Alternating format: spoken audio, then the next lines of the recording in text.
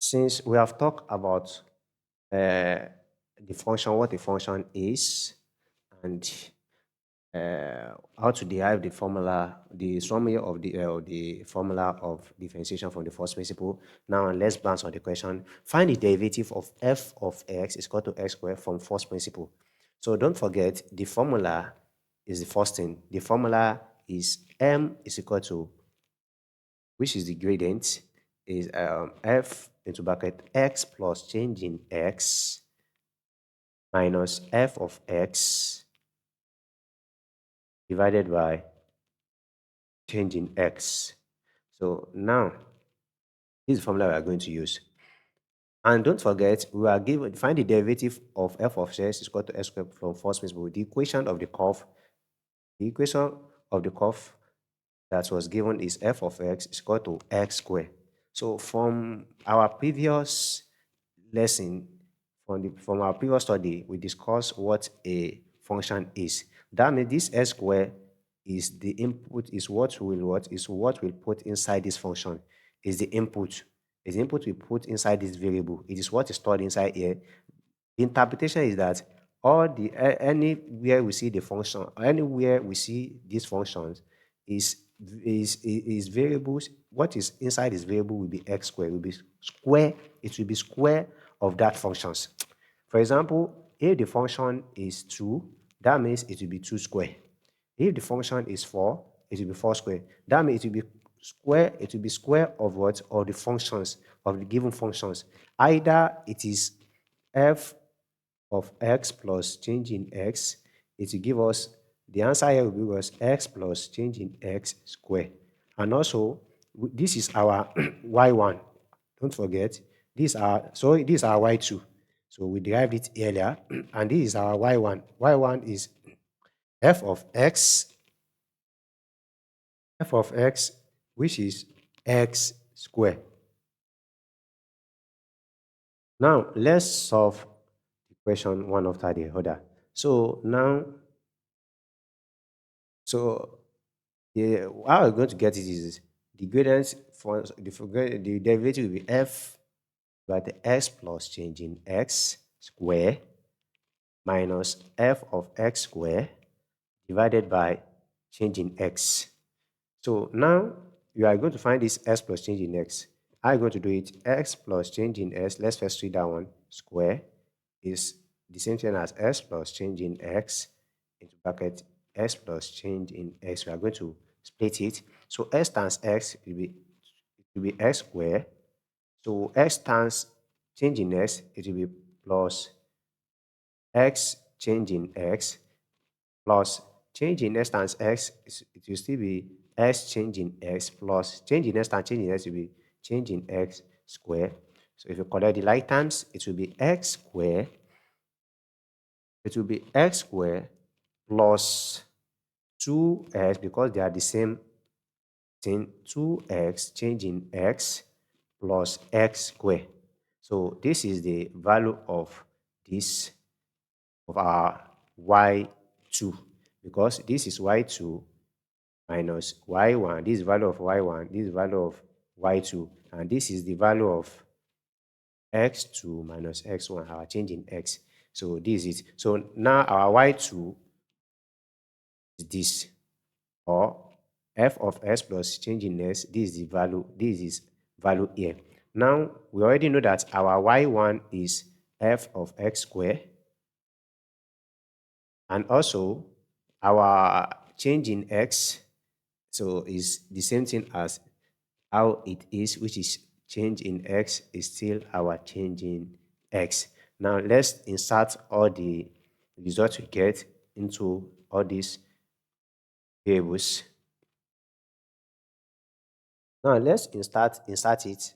Now our m, which is the graded function, is fx plus change in x square. So the value for this one, we have got it here, which is x is equal to x square plus 2x change in x plus x square, everything to bracket, minus our fx square. Now, it should now be divided by our change in x. So now, sorry, this f will not be there. Let's remove this f. Let's remove this f. This f supposed to be also is it because the value of fx square is what? X square minus x square. Now let's treat the numerator. The numerator which is s square plus 2x, changing s plus s square minus s square. So it should now be x square minus s square, if you collect the like times, plus 2x changing x plus x square. So if you check it very well, so s square minus s square is out of it. So our question now, so what will remain now is, so now what will remain now? Sorry, this is supposed to be changing x square. Change in x square. So it's supposed to be change in x square. It's a mistake. So this change in x square is this change in x square. So now let's insert it. This is our change in x square. It is not x square, it is change in x square. So let's rewrite it because it's now be change in x plus change in x square minus x square. Now x square plus 2x change in x plus change in x plus change in x. It will be x square plus 2x change in x plus change in x square, yes, minus x square. This is the numerator. Now, if you collect the like terms, this is what we are going to out.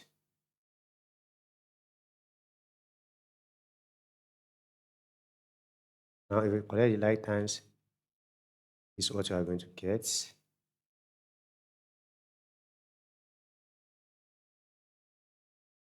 Is the x. So now s square, if you collect the like terms, with s square minus s square plus 2x change in x plus change in x square.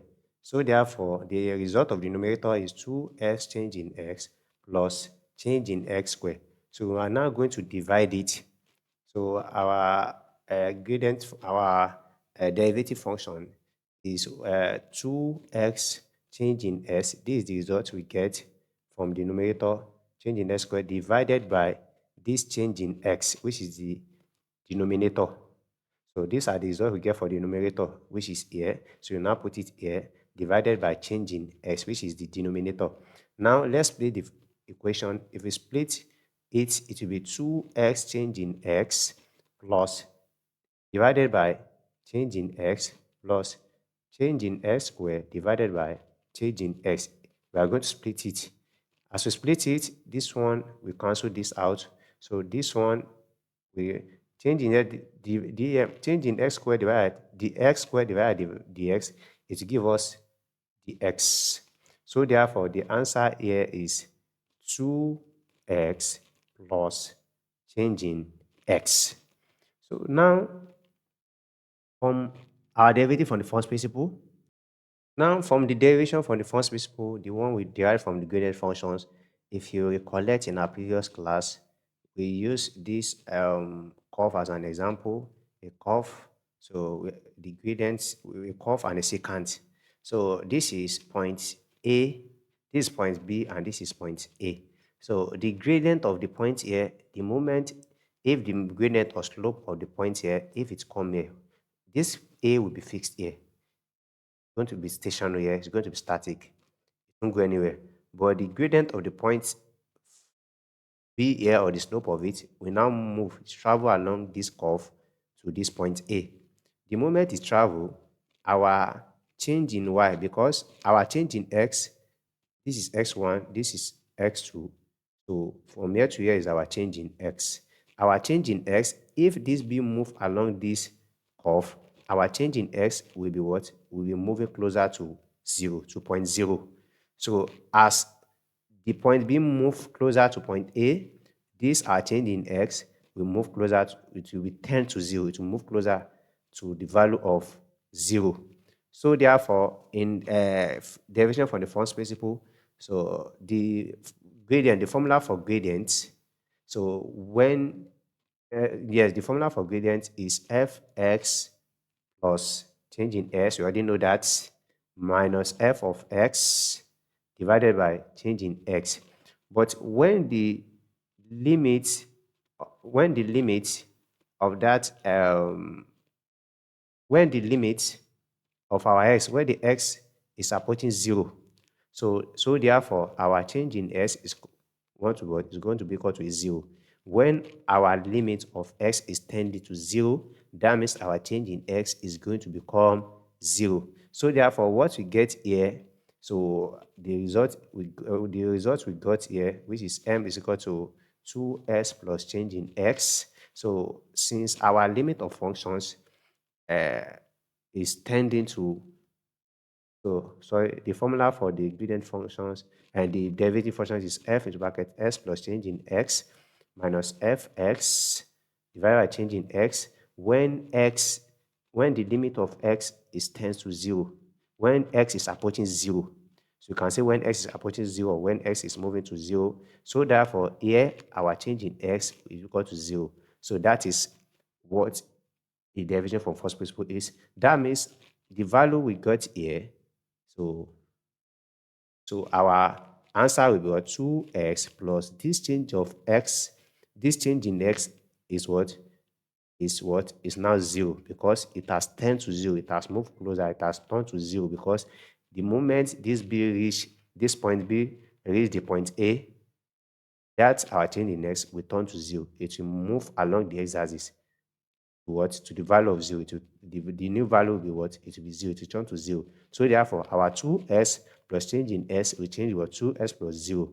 So therefore, our answer is what? 2x. This is the answer for question. The answer is 2x. The answer is only 2x. So therefore, our f of x derivative, the derivative of f of x is equal to s squared is what? Is 2x. That's the answer. This f prime is denote the derivative of fx. The derivative of f of x is can either be written as f prime x, or you can write it as dy over dx. We have talked about this in our previous lesson. Or it can be written as df over dx, or it can be written as d over dx f. So anyone, but what I know is that this one is the most common term that is always be used. So it's either it can be f prime, it can be dy dx, can be df over dx, d over dx, d over dx, f, so etc. So everything here is equal to 2x. So that's our answer.